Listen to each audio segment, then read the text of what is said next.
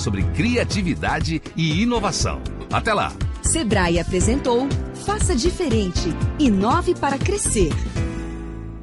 Muito bem, estamos de volta agora 5 horas mais 28 minutos, ao vivo na programação da Show de Negócios, aqui direto da Plug Coworking Consolação. Gente, o que está acontecendo no mercado financeiro, gente? Deixa eu explicar para vocês aqui que estão acompanhando. Ó, Bovespa segue despencando após a segunda suspensão dos negócios no dia. Vamos dar um resuminho aqui que daqui a pouquinho a minha querida amiga Fernanda Mansano vai traduzir, vai apertar a tecla SAP e vai explicar para você o que isso significa na prática. Vamos dar um apanhado geral aqui para você. A Bolsa de Valores enfrenta mais um dia de forte turbulência nesta quinta-feira.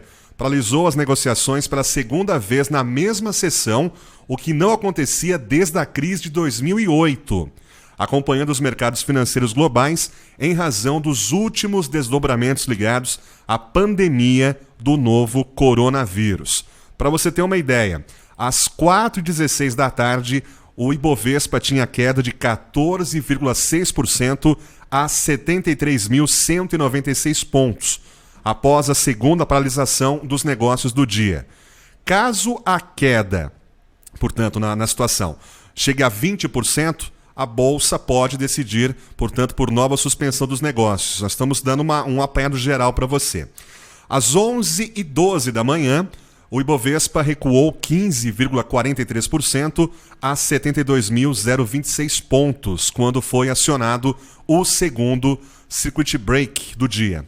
Sistema que interrompe, né? A Fê vai explicar melhor para a gente, mas em linhas gerais é o sistema que interrompe os negócios automaticamente quando a queda supera 15% e a paralisação foi, portanto, de 1 hora. Às 10h22, quando o Ibovespa caía 11,65%, os negócios foram paralisados por meia hora. Para você ter uma ideia, a intensidade da queda da Bolsa Brasileira diminuiu após o Federal Reserve, né, o Banco Central Americano, né, lá de Nova York, anunciar que ofertará mais de 1 trilhão e 500 milhões de dólares por meio de operações de recompensa de títulos para dar liquidez e alívio aos mercados. Para traduzir tudo isso, eu chamei minha querida amiga Fernanda Mansano, que está com a gente aqui hoje, e ela com certeza nos próximos dias estará conosco também, traduzindo esse monte de coisa, mas o que eu posso dizer para vocês, grande parte dos empreendedores que acompanham aqui a Show de Negócios estavam em pânico. E eu pergunto, Fernanda, o pessoal precisa ficar em pânico mesmo? Olá, Hélio, obrigada aqui pelo convite, estar participando aqui com você. Prazer. E, enfim, fico feliz pelo convite aqui de poder estar falando um pouco aí sobre a economia e o mercado financeiro. Bem, realmente o que está acontecendo hoje, tá, saiu, enfim, do controle, né, total aí quando a gente está falando sobre o mercado financeiro.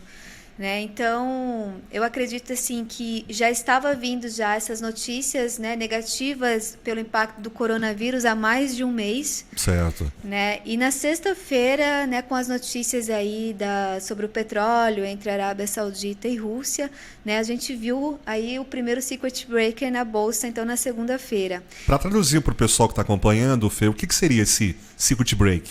O circuit break, ele é um mecanismo de defesa da Bolsa de Valores, tá?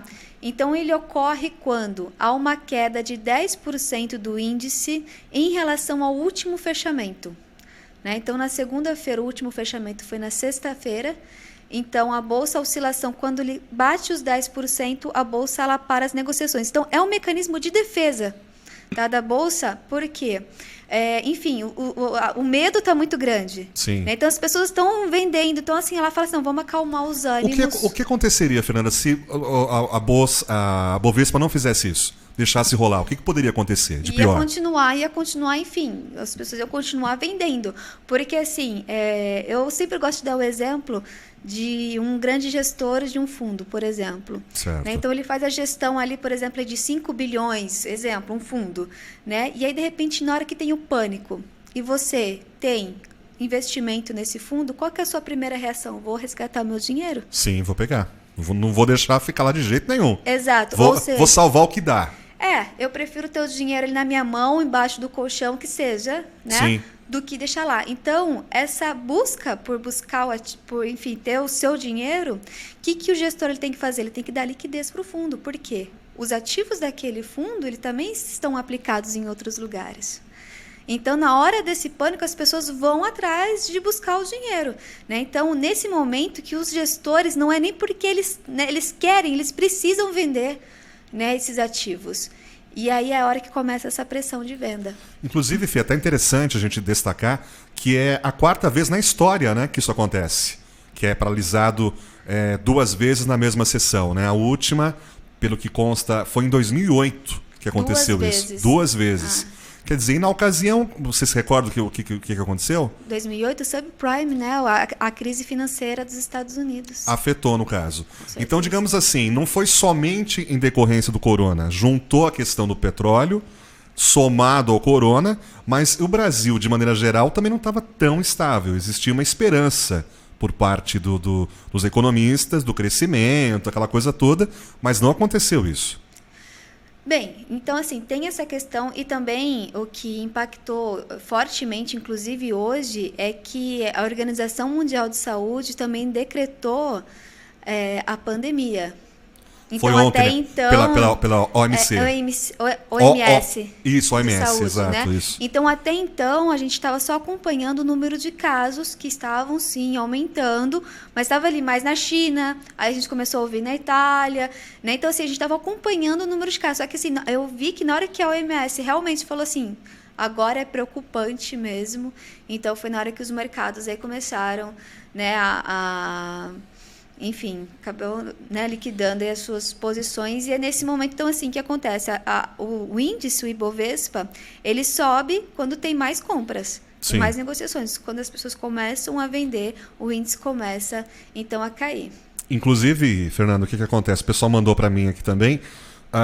Das ações, entre as principais baixas está a Petrobras, que tinha mais de 21%, a Azul PN, né, derretia 28%, e a Gol PN perdia 29%. Tentando traduzir aqui em outras linhas.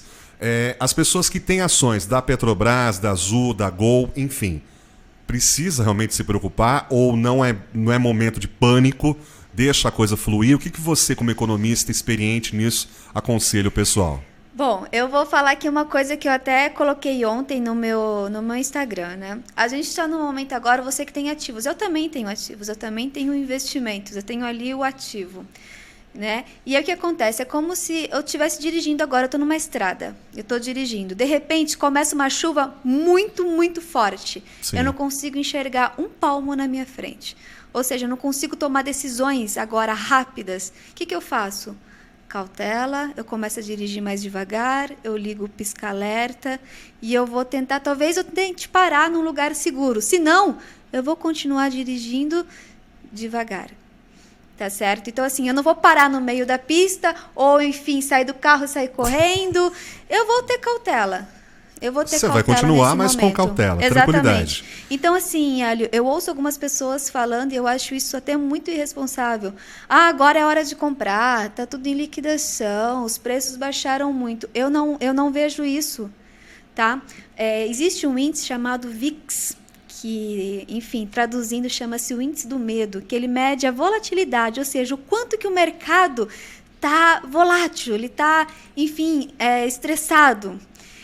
E o índice, ele acabou de bater agora, tá? Ele fica em torno de 25 pontos. Hoje fechou em quase 70. E quanto 70? Maior esse índice, maior é o estresse no mercado. Então, assim, nesse momento, né, os fundamentos da empresa, que a gente utilizar um fundamento, eu compro essa empresa por tal fundamento, eu não consigo mais enxergar isso nesse momento, né? Então, assim, em relação, você falou Petrobras e as empresas aéreas. A Petrobras, então os dois impactos, tanto por causa do que aconteceu essa questão do petróleo, e outra, a Petrobras é um dos ativos mais negociados na Bolsa de Valores.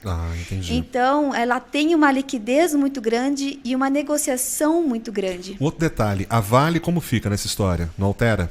Altera, todas as empresas perderam. Mas, digamos hoje, quem tem ações da Petrobras ou da Gol tem que ter uma preocupação a mais, então.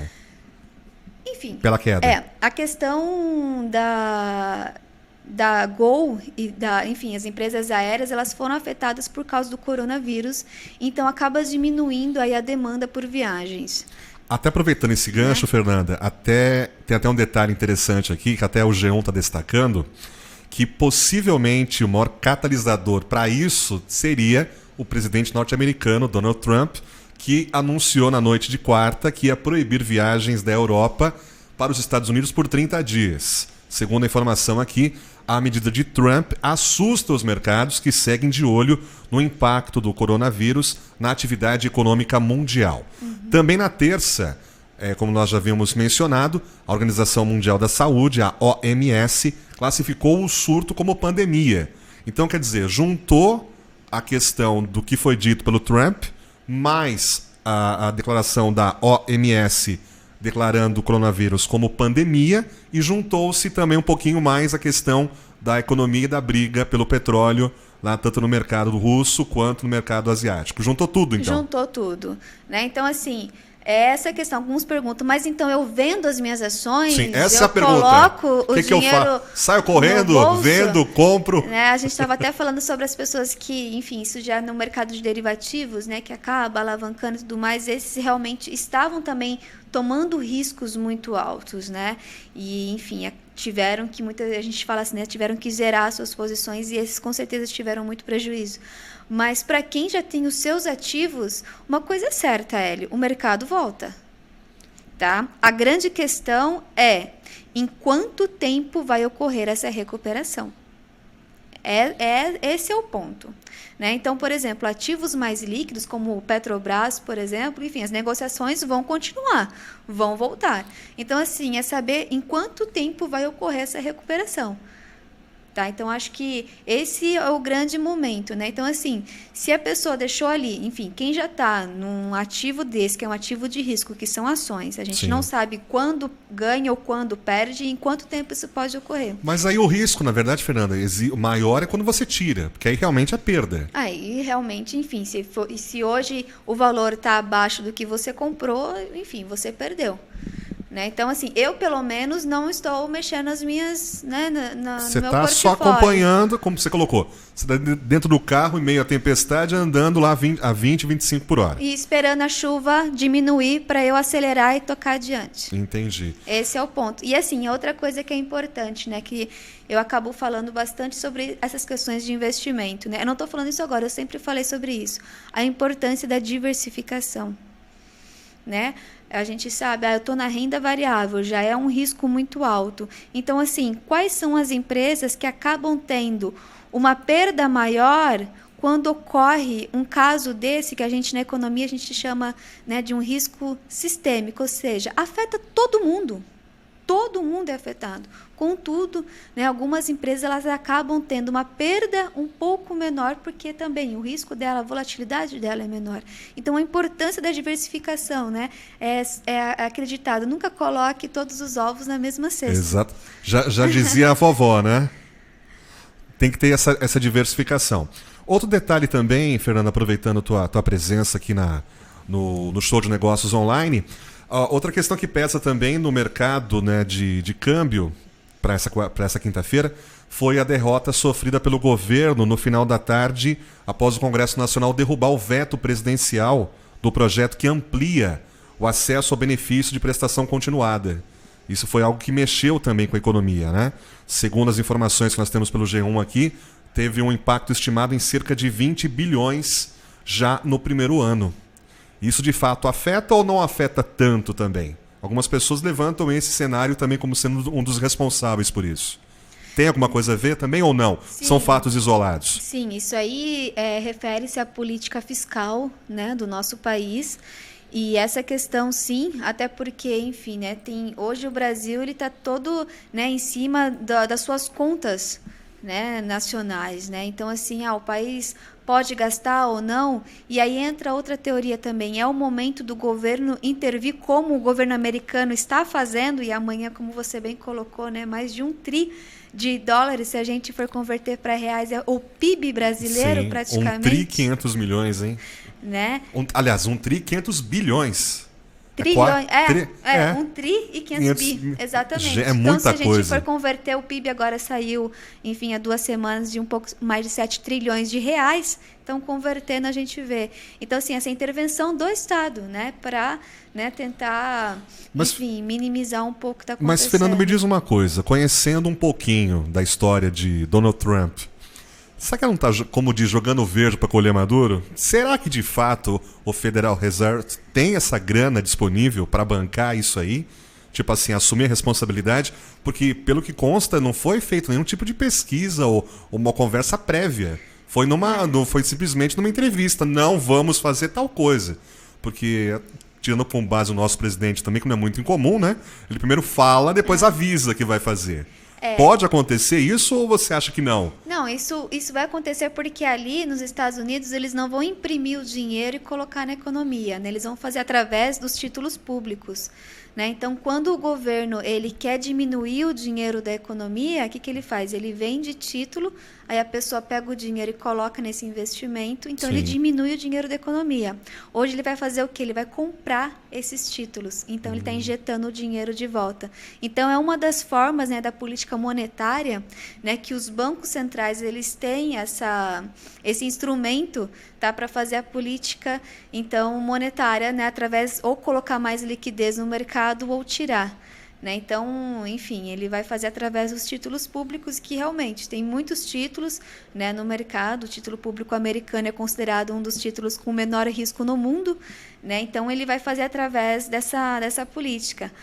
E aí a gente, enfim, né, vamos ver qual que vai ser. Hoje, na hora que o Trump ele anunciou que ia fazer isso, os mercados já reagiram de forma positiva, né? Mas, enfim, agora aguardar, né? Aguardar, e porque assim, é ano eleitoral, né, Elian? Exatamente. É ano eleitoral. Eu sempre estou falando para o pessoal, falo, gente, a gente está falando da maior economia do mundo. Sem dúvida alguma, né? Verdade. Então, o que está acontecendo acaba afetando aqui o Brasil, acaba. Igual você citou essa questão aí que aconteceu ontem, né?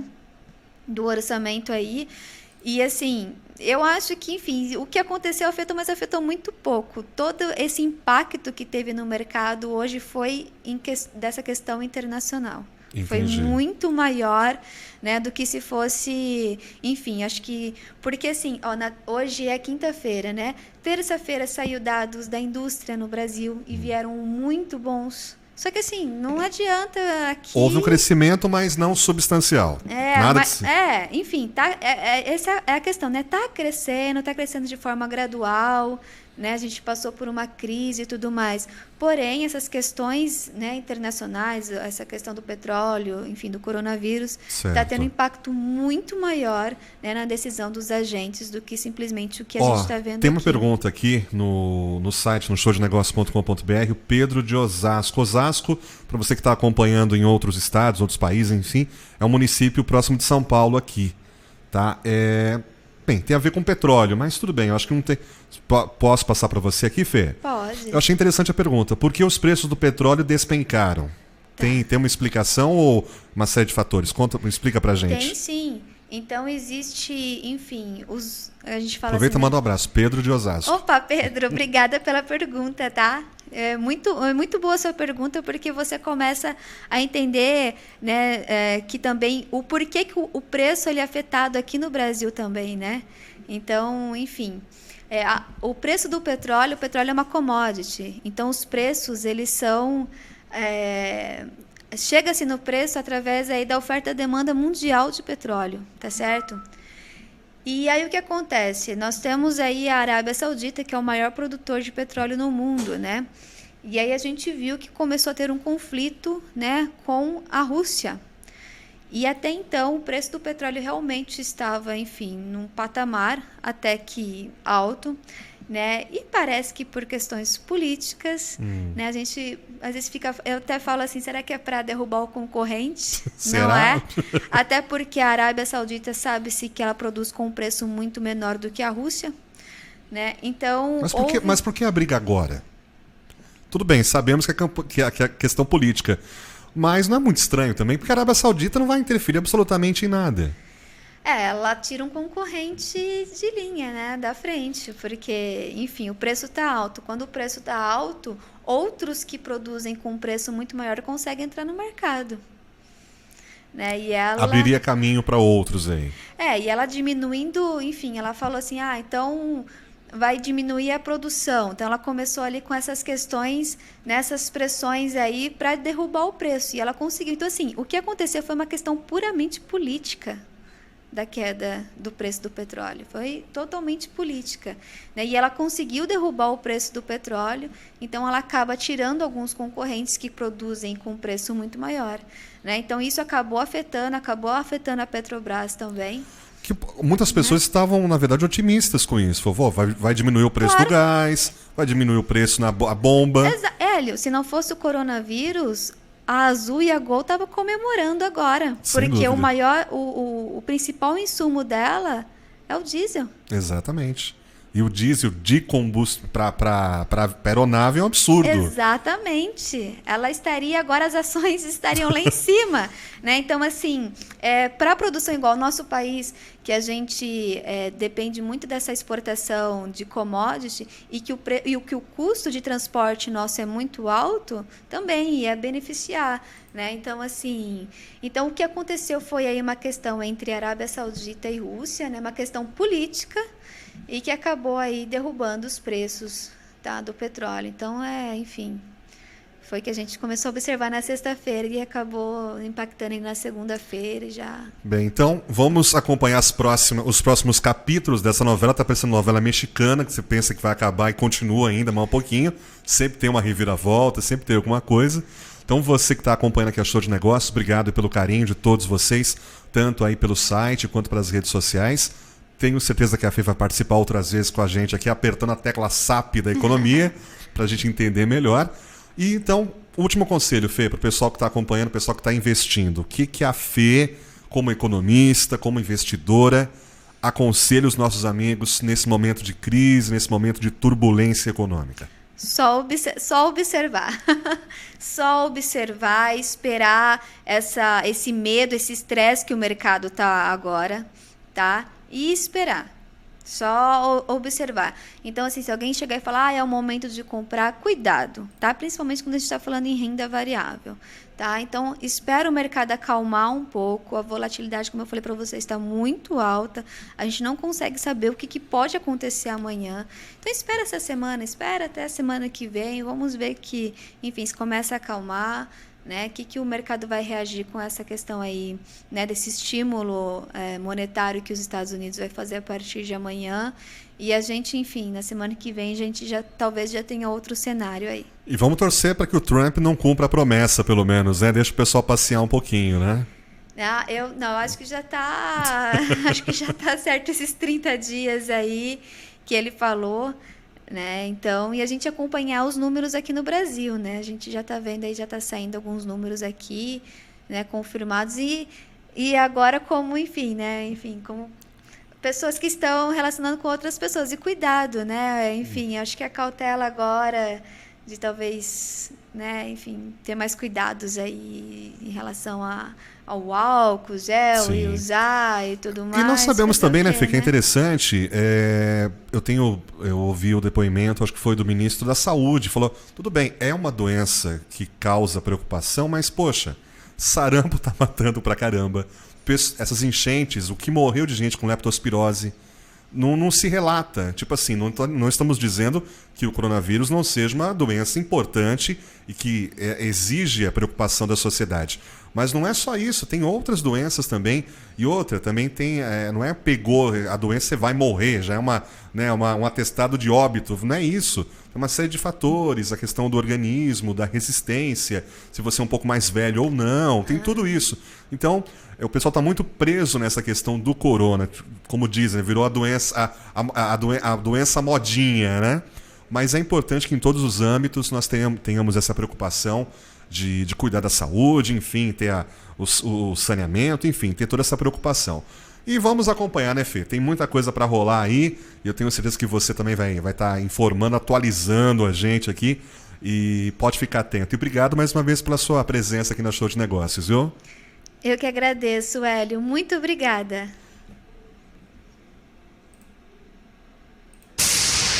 Todo mundo conectado. Show de negócios.